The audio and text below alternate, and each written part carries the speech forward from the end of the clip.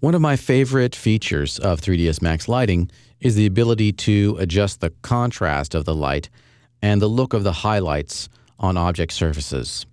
I've reverted back to this simple primitive scene because that's a better illustration than the flying logo. In order to see this in the viewports, we'll need to use Active Shade.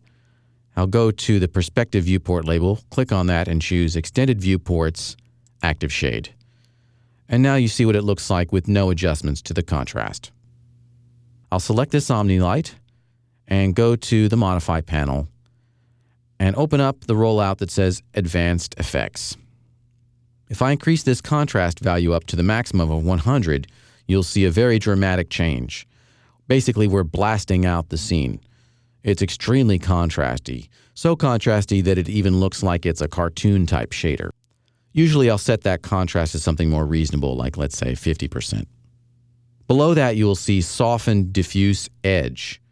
And as the name implies, it's going to soften the gradient from the brightest part to the darkest part of a surface.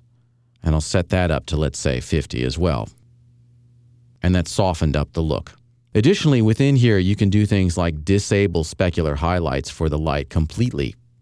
That's sometimes useful when you're just using a fill light that's just supposed to fill in some of the shadows.